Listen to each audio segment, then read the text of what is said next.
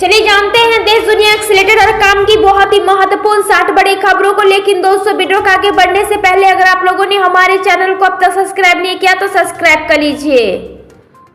पाकिस्तान में चुनाव के बाद नई सरकार के गठन की कोशिश शुरू हो गई है। पाकिस्तान मुस्लिम लीग नवाज शरीफ के नेता नवाज शरीफ सरकार बनाने का दावा पेश किया है। संसद का बजट सत्र जारी है। आज बजट का आखिरी दिन है। बजट सत्र के आखिरी दिन संसद में अयोध्या राम मंदिर पर चर्चा होगी। लोकसभा सचिवालय के अनुसार भाजपा के वरिष्ठ नेता सत्यपाल सिंह राम मंदिर के निर्माण और रामलला के प्रमाण प्रतिष्ठा पर चर्चा करेंगे।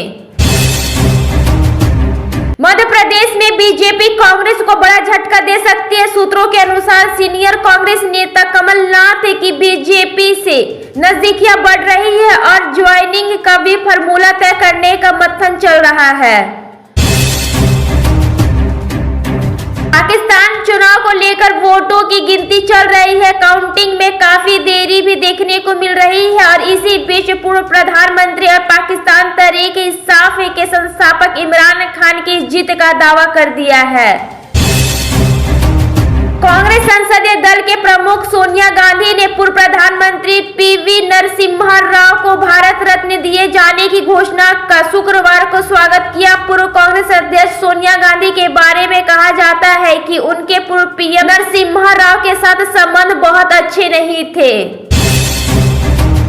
समाजवादी पार्टी के नेता और यूपी के पूर्व सीएम अखिलेश यादव ने भारत के भूतपूर्व प्रधानमंत्री चौधरी चरण सिंह को भारत रत्न से सम्मानित किए जाने के ऐलान पर पहली प्रतिक्रिया दी है। अमेरिका के हवाई में भूकंप के जुदा झटके महसूस किए गए हैं और अमेरिकी भूकंप वैज्ञानिकों ने बताया है कि शुक्रवार को हवाई में जुदा भूकंप आया, लेकिन सुनामी का कोई खतरा नहीं है।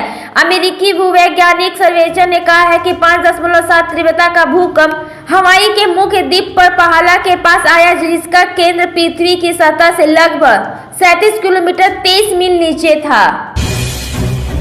बिहार में सियासत में कभी भी और कुछ भी संभव है। नीतीश कुमार ने भले ही राजद संग रिश्ता तोड़कर भाजपा के संग सरकार बना ली है, मगर अब भी बिहार में सियासी हलचल थमी नहीं है।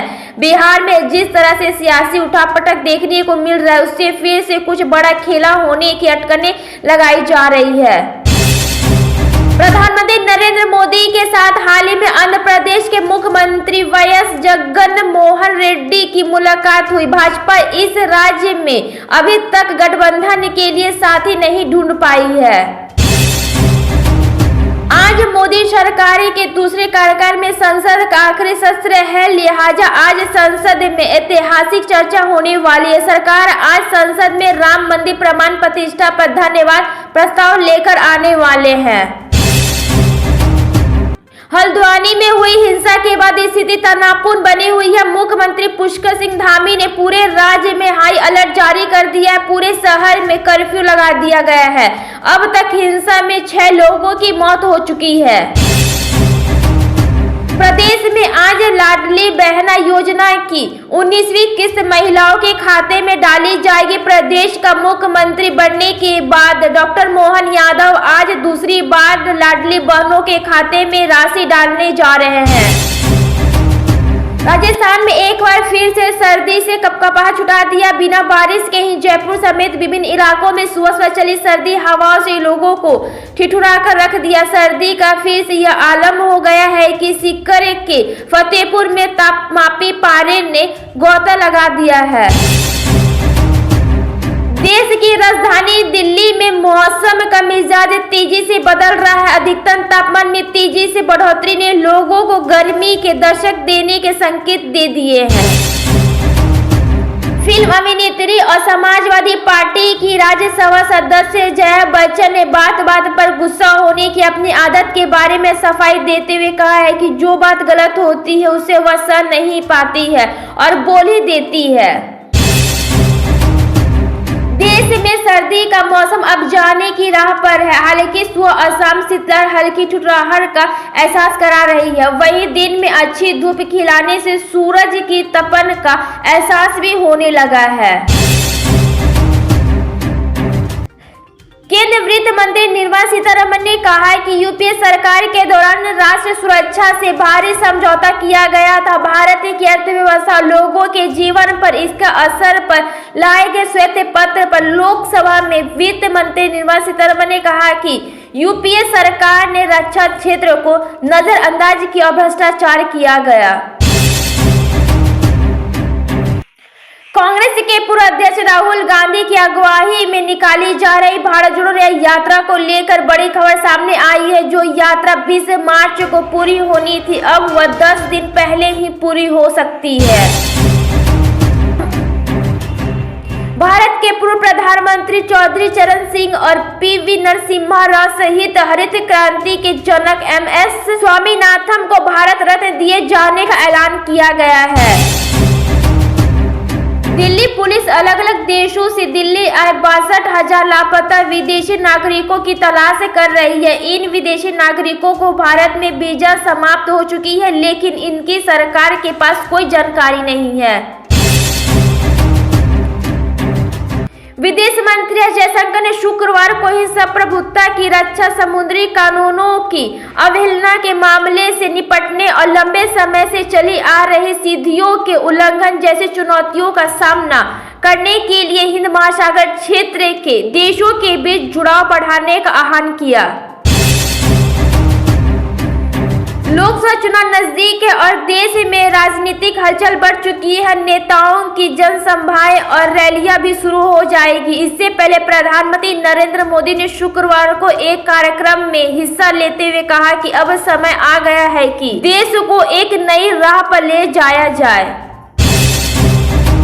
श्वेत पत्र पर चर्चा के दौरान विपक्ष की केंद्र सरकार इरादों पर सवाल उठाया है। बहस में हिस्सा लेते हुए कांग्रेस सदस्य मनीष तिवारी ने कहा है कि लोकसभा चुनाव से पहले आए श्वेत पत्र की टाइमिंग से साफ है कि यह एक राजनीतिक घोषणा पत्र है। प्रधानमंत्री नरेंद्र मोदी रविवार को मध्य प्रदेश का दौरा करेंगे और आदिवासी बहुल झाबुआ जिले में लगभग 7,300 करोड़ रुपए की कई विकास परियोजनाओं का उद्घाटन करेंगे और आधारशिला रखेंगे। जब से अयोध्या में रामलला विराजमान हुए हैं, तब से राम भक्तों की भीड़ उनके दर्शन के लिए देश के कोने कोने से जा रही है। दिल्ली वाले भी भगवान के दर्शन करने से पीछे नहीं है।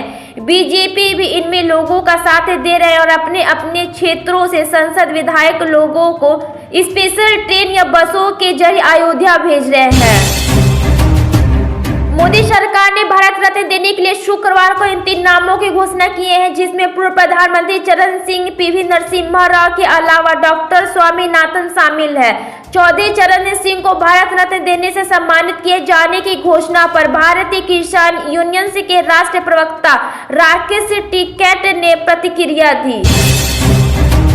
प्रधानमंत्री नरेंद्र मोदी आज दोपहर 1 बजे वीडियो कॉन्फ्रेंस के जरिए विकसित भारत विकसित गुजरात कार्यक्रम को संबोधित करेंगे। कार्यक्रम के दौरान पीएम मोदी पूरे गुजरात में प्रधानमंत्री आवास योजना और अन्य आवास योजनाओं के तहत निर्माण 1.3 लाख से ज्यादा घरों का उद्घाटन और भूमि पूजन करेंगे। 2014 में केंद्र की राजधानी में आने के बाद से ही प्रधानमंत्री नरेंद्र मोदी की लोकप्रियता लगातार बनी हुई है। उनका चेहरा आगे कर भारतीय जनता पार्टी ने भाजपा के कई विधानसभा चुनावों में जीत हासिल की है। उत्तर प्रदेश में शुक्रवार को ही समाजवादी पार्टी गठबंधन को तगड़ा झटका लगा है, जब गठबंधन से जगत चौधरी अलग हो गए हैं। पूर्व प्रधानमंत्री चौधरी चरण सिंह को भारत रत्न दिए जाने के बाद उन्होंने मीडिया से बात करते हुए स्पष्ट संकेत दे दिए हैं। पीएमएल-एन के सबसे बड़ी पार्टी होने के कारण सरकार बनाने का अधिकार होने का दावा करते हुए पूर्व प्रधानमंत्री नवाज शरीफ 74 ने भारत से संबंध बेहतर करने का संकेत दिया है। वित्त मंत्री निर्मला सीतारमण ने शुक्रवार को लोकसभा में श्वेत पत्र का चर्चा के दौरान भाषण दिया है। इस दौरान उन्होंने कांग्रेस और यूपीए सरकार पर चौतरफा हमला किया।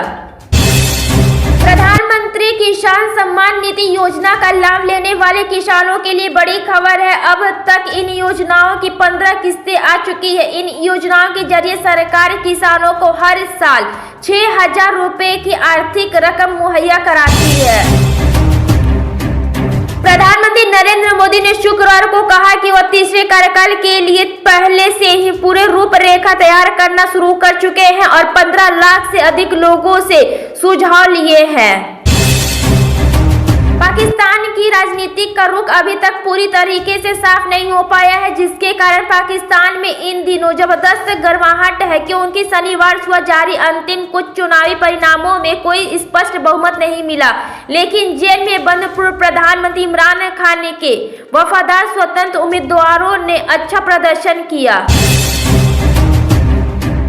ब्रिटेन के विदेश सचिव डेविड कैमरन ने पाकिस्तान में चुनावी चुनौतियों में देरी का चिंता जताई। उन्होंने शुक्रवार को पाकिस्तान के अधिकारियों से मौलिक मानवाधिकारों को बनाए रखने का आग्रह किया। अपने देश में आम चुनाव में कुछ ही महीने का वक्त है तो पड़ोसी पाकिस्तान में आम चुनाव के नतीजे आ गए हैं। किसी भी दल को बहुमत नहीं मिला है। तृणमूल कांग्रेस के नेता ने उत्तर प्रदेश के मुख्यमंत्री योगी आदित्यनाथ को चेतावनी दिया है कि अगर वह बंगाल आते हैं तो हम उनका घेराव करेंगे। टीएमसी नेता की यह चेतावनी वाराणसी के ज्ञान वापी मस्जिद परिसर में मौजूद व्यासी तहखाने में हिंदुओं को पूजा कराने की इंतजाम दिए जाने कुछ दिनों बाद आई है। उत्तर प्रदेश में इंडिया गठबंधन एक बार फिर से बिगड़ता नजर आ रहा है। समाजवादी पार्टी और कांग्रेस के बीच सीटों को लेकर के अभी तक बात फाइनल नहीं हुआ है। वहीं दूसरी ओर आरएलडी की ओर से बीजेपी के साथ बातचीत फाइनल हो गई है। पाकिस्तान में चुनाव के नतीजे अपने आखिरी पड़ाव पर उम्मीद जताई जा रही है कि आगामी कुछ घंटों में प्रत्येक सीटों के परिणाम सामने आ जाएंगे। लेटेस्ट जानकारी के मुताबिक पाकिस्तान तहरीक-ए-इंसाफ पीटीआई समर्थित उम्मीदवार चुनाव परिणामों में सबसे आगे चल रहे हैं। बिहार में एनडीए की नीतीश सरकार को 12 फरवरी को फ्लोर टेस्ट पास करना है। आरजेडी के खेला होने के दावे के बाद करीब सभी दल सतर्क है और अपने विधायकों को सहेजने में जुटे हैं।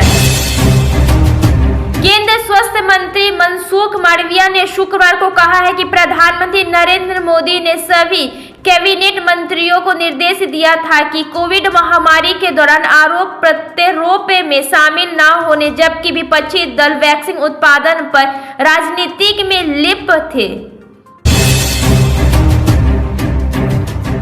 चीन की शाह पर भारत के खिलाफ हवा में उड़ रहे मोहम्मद मिर्जू को आखिरकार झुकना पड़ा। मालदीव से भारतीय सैनिक वापस तो लौट रहे हैं, लेकिन वहां अब HAL के कर्मचारी जाएंगे। भारत के 85 सैन्यकर्मी मामले में तैनात है। मई में ये सैन्यकर्मी वापस लौट आएंगे। भारत में ज्यादा रिफाइनिंग क्षमता वाले देश अमेरिका, चीन व रूस विस्तार को तैयार नहीं है। भारत के पेट्रो रसायन सेक्टर ने भारत को बड़ा बाजार मिलने का आसार है। इसे देखते हुए जहां पेट्रोलियम मंत्रालय ने मौजूदा रिफाइनिंग क्षमता 25.4 करोड़ टन सालाना से बढ़ाकर वर्ष 2030 तक और 40 करोड़ टन सालाना करने की योजना बना रहा था, उसे प्रधानमंत्री ने 45 करोड़ टन सालाना करने का लक्ष्य दे दिया है। देश की अर्थव्यवस्था को संभालने के मामले में मोदी सरकार के अब तक के कामकाज पर लोगों की क्या राय है? क्या जनता को भी लगता है कि भारत जल्द ही दुनिया की तीसरी सबसे बड़ी अर्थव्यवस्था बनेगा? आप लोग हमारे कमेंट सेक्शन में जरूर बताइए।